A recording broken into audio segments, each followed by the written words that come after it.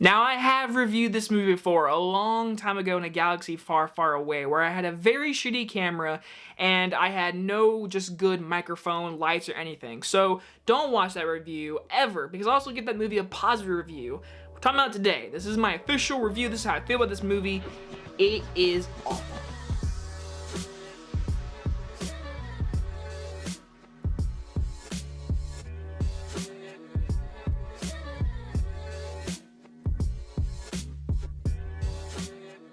The Amazing Spider-Man 2 stars Andrew Garfield, Emma Stone, and Jamie Foxx, and is about when New York is put under siege by OsCorp. It is up to Spider-Man to save the city he swore to protect, as well as his loved ones. Now, back in 2014, when The Amazing Spider-Man 2 was being released, it was advertised everywhere. I remember this movie being like on every single commercial, because they showed off the entire damn movie in these commercials and these trailers. I remember this very vividly. Like, everything was shown in these trailers. I remember them showing the last shot of the movie is the Rhino and him battling and him jumping in the air and him hitting him. That is the last shot in this movie. That was advertised like in the first trailer, I think, because back then Sony was like, we really want Sinister Six, we want Venom. This was our movie to just start these characters somewhere.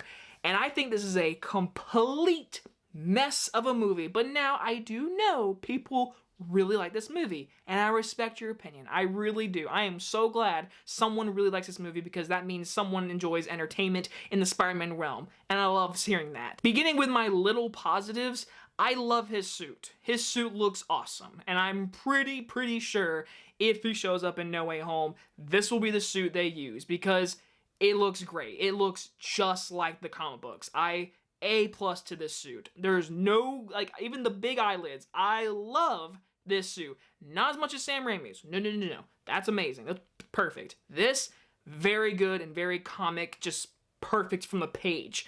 That is fine. Him as Spider-Man, Andrew Garfield, I like just like the first one. He is good as Spider-Man. Peter Parker, he's very just lovey-dovey over Emma Stone the entire time, but besides that, he's fine as Spider-Man, and I very much enjoy him, and hopefully we get to see him in the new movie. And then we have Mark Webb. Mark Webb, who makes a movie that I think the studio really had a lot of hands in, but he made a good-looking movie. I'll give him that. The colors looks great. The web shooting scenes, him swinging through the cities, it's some of the best web slinging we've seen in a Spider-Man movie. I will 100% say that. And then the one last thing I like, I love that the movie did the guts. They did it. They kill Gwen Stacy, and it is a devastating moment. I think that moment in the movie is the best moment in the entire movie, because they did it. They did it. I remember when the movie came out, there was rumors of her being the one that get killed, because there was a shot of him in a clock tower, so people were theorizing it, and guess what? They did it. They killed her, and I respect the hell out of that. Besides those things, I fucking hate this movie. Let's just start with Jamie Foxx, aka Jim Carrey from Batman Forever. He's obsessed with Spider-Man. He becomes Electro. He looks awful. I hate him. I remember seeing the picture for the first time, and I was like, man, that's Electro. And I love Jamie Foxx. Jamie Foxx is one of those actors, when he's in a movie, he just brightens the movie up a little bit for me. In this movie, I hate him. I hate him. He is Jim Carrey from Batman Forever, and he becomes Electro, and he has some of the worst dialogue ever, with some of the worst, I can't believe I'm saying this, Hans Zimmer music. The music that when he attacks Times Square, the dubstep music, I fucking hate it. Especially the part where they're fighting each other in this electrical field, and he does Itsy Bitsy Spider, and I'm like, this is corny. Like, guys, what are we doing here? Jamie Foxx, I'm so glad he's gonna be in No Way Home. He's got a new suit, and I hope they do him way better. This movie also introduces Dane DeHaan as our new Green Goblin, who shows up for the very end just to kill Gwen Stacy, which again, I like that moment, but he is just in this movie for that. And then the scene where he's trying to set up the Sinister Six in prison. Because, you know, Harry Osborn gets this disease from his father, who his father lives for like 50 years, gets the disease, then dies. And apparently it's a hereditary gene that goes inside of him, and then it just starts killing him, like, out of nowhere. It's like, where did the time go? Like, why was it for him 50 years, and then for him, it was the next day. It was the next day. And then he becomes the Green Goblin, and then it's so bad. I hate how he looks. I hate everything about the Green Goblin in this movie. It's horrible. It's such a shoo-in. This is a worse shoo-in than Venom is in Spider-Man 3. Hands down. Because at least in Spider-Man 3, they set up the symbiote getting on him, the suit, him going mad, everything, all that stuff, and then he shows up at the very end. This movie, he gets sick, he wants Spider-Man's blood for some damn reason, he becomes crazy, goes on Green Goblin, fights him for less than 2 minutes, and then gets her killed. And that's it. That is it. And I hate it. I hate the Green Goblin in this movie.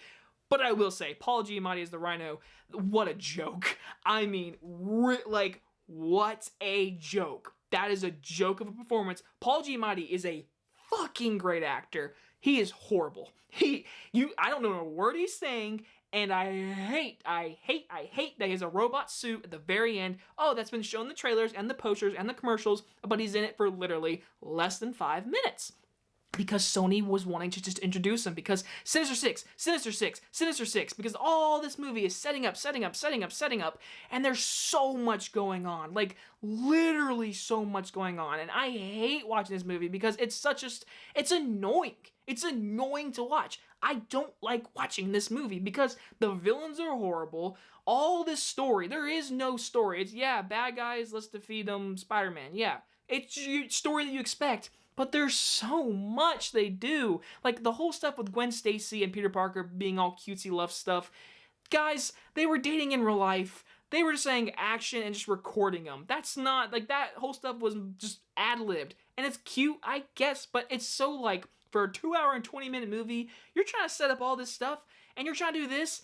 It's not working. It's not meshing together. And by the end of this movie, I wanted to fucking rip the disc out, throw it in my backyard, and let my dog pee on it, poop on it, and then I get rained on. Because this movie fucking sucks. I hate this movie. Oh, and don't even get me started on the opening scene and how they deal with this entire subplot of his dad being a scientist in the secret train thing that he finds.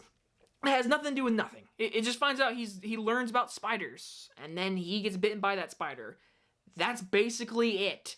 And after that, it's gone. So all the untold stuff that they advertise, fuck that shit. Sony was like, we want Spider-Verse bad, and we're gonna throw everything in this movie, and I hate it. I hate this movie. I never care to watch this movie ever again. I will give the movie a D-. I'm being very nice with that grade because I want to give this movie a big F, but I'll give it a D- because of the suit, the web shooting scenes, and I do like that they killed Gwen Stacy. They did it. They actually did it. I respect that, and it was actually emotional.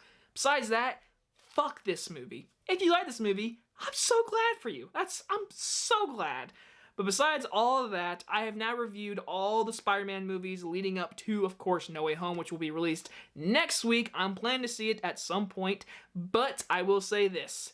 Let's just hope if the Spider-Man are in that movie, they use them well and don't do what this movie did and throw so much in that movie where it's clusterfucked, or like Spider-Man 3 where they shoo in a bunch of stuff.